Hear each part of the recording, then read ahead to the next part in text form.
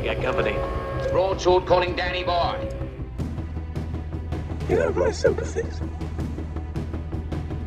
We do not follow maps to buried treasure, and X never, ever marks the spot. I'm glad it's you.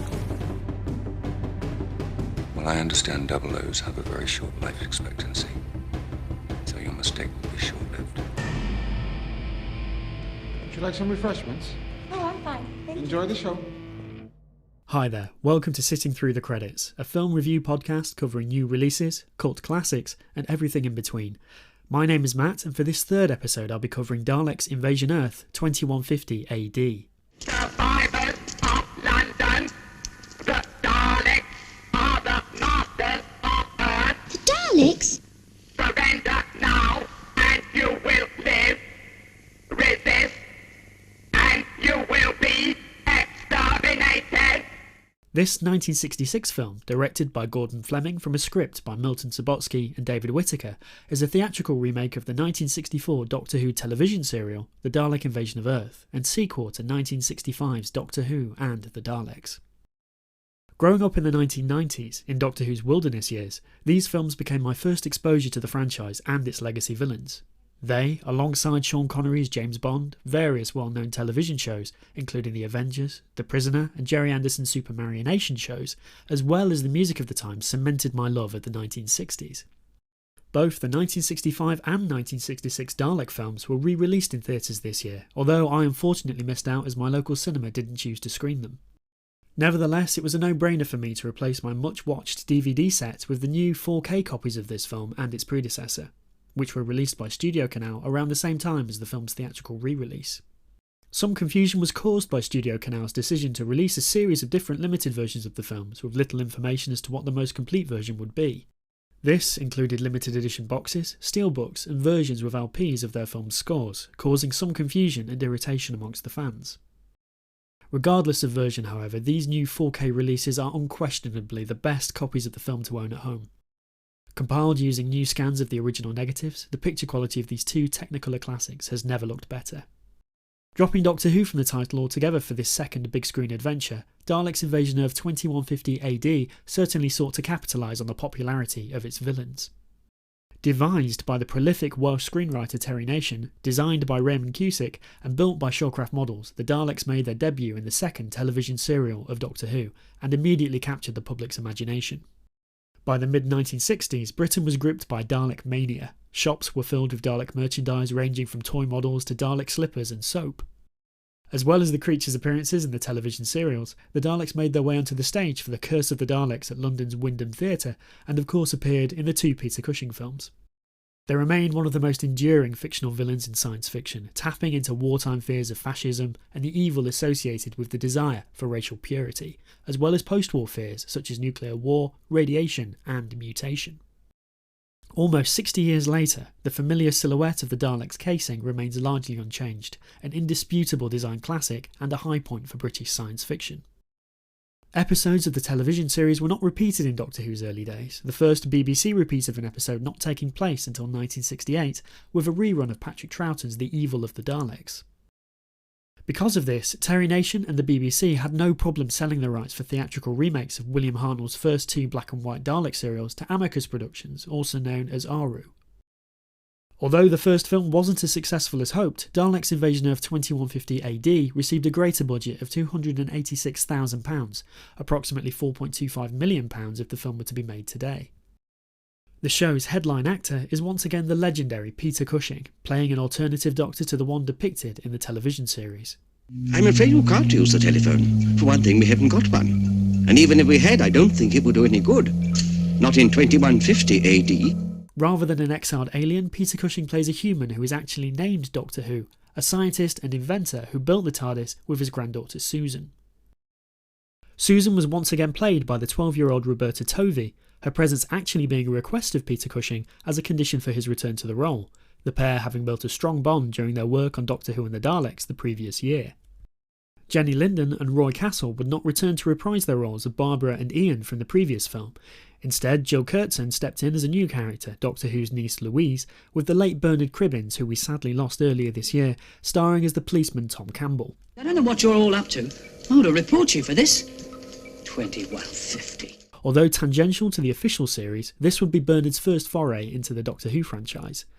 He would later guest star in the 2007 Big Finish Paul McGann story Horror of Glam Rock, his most well-known Doctor Who role being that of Wilfred Mott, who he played opposite David Tennant as the Doctor. Watching his upcoming final appearance as Wilf will be particularly emotional for his fans when it airs next year. Leading the Resistance in 2150, Godfrey Quigley plays Dortman, the wheelchair-bound geologist and explosives expert. This is your last chance to come out of your hiding places.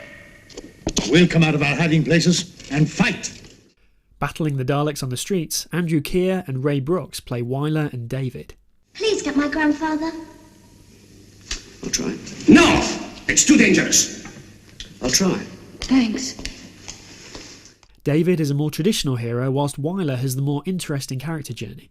His pessimistic approach to survival clear to see as he struggles to match Dortman's faith in their resistance efforts. Ultimately though, Wyler finds renewed purpose protecting Susan, in spite of a leg injury, when the adventurers find themselves separated after the Dalek saucer attack. Philip Maddock adds another villainous character to his acting resume, this time appearing briefly but memorably as the treacherous Broccoli. I'm so sorry. No, don't apologise. I expected it. You will come with me. Special mention also has to be given to stuntman Eddie Powell, who broke his leg in an impressive stunt fall that is still in the movie, and afterwards still managed to limp forward to hit his cue and be exterminated by 3 Daleks.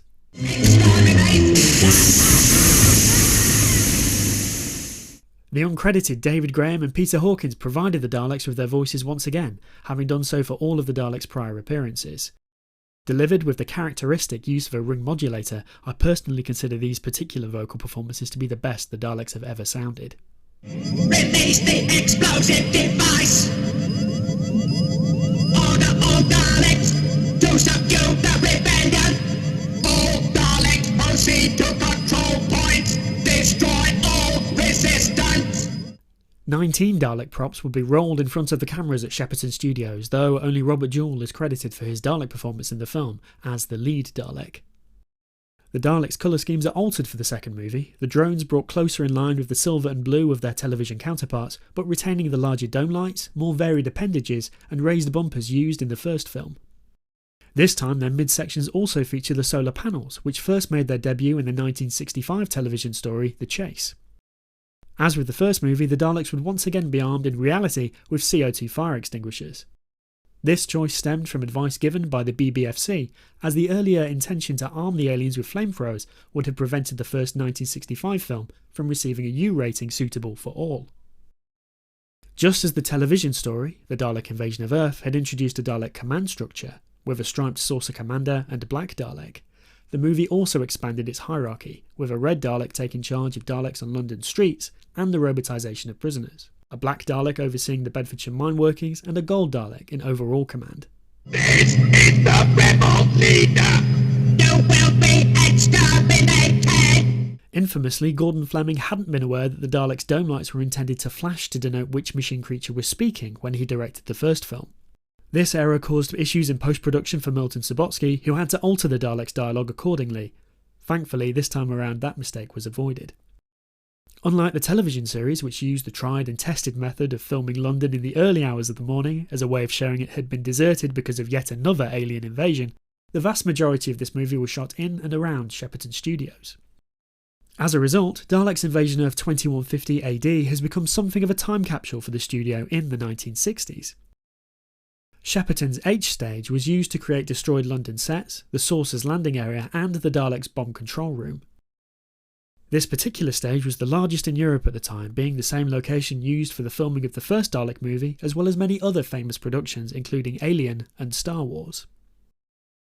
Shepperton's backlot was used for the majority of the outdoor sequences, including the outdoor mine set and the standing street set, which most memorably features when Susan and Wyler escape London by van in explosive fashion. Control 9 to spaceship.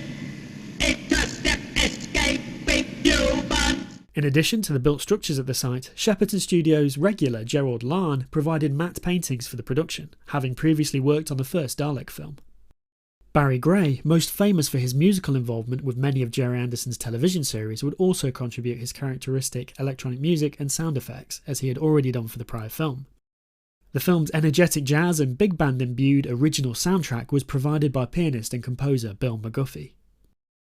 I distinctly remember the first time I watched Daleks Invasion Earth 2150 AD, initially being concerned that I was watching the wrong film because of the pre-title sequence with its jewellery store robbery set to the tune of Bach's Toccata and Fugue in D minor.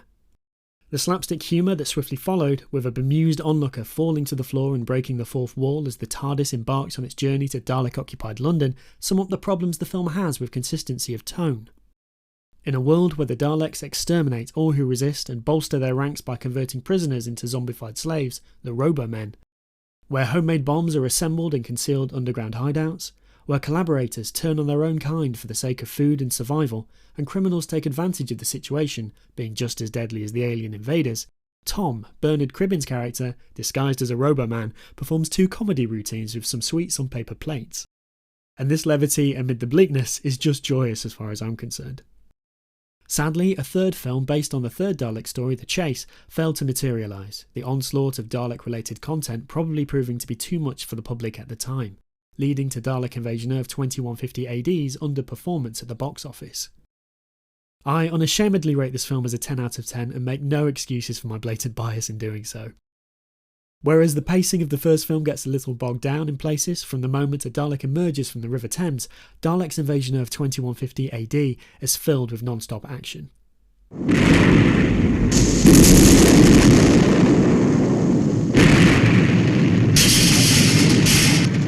Explosive is an apt description for this movie, the Dalek props receiving more damage and abuse in front of the cameras than in any production prior or since.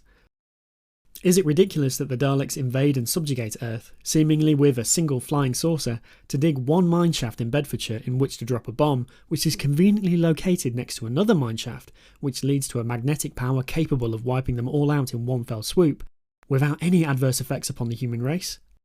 Absolutely. Is Daleks Invasion Earth 2150 AD a slice of nostalgic 60s fun, filled with explosive action sequences and populated by a great cast, all in glorious Technicolor? Without a doubt. They'll never dare to land here again. The power to destroy them is at our feet. Strong, irresistible magnetic power from Mother Earth herself. Hopefully you enjoyed this third episode of Sitting Through the Credits, and the first I've recorded with a proper microphone. I'm looking forward to bringing more film reviews to you soon. Thanks for listening. I'm gonna hide this tape when I'm finished. Replicants are like any other machine. They're either a benefit or a hazard. Racing, it's life. What's the boogeyman? Any further resistance will be dealt with in the same way. As a matter of fact, it was.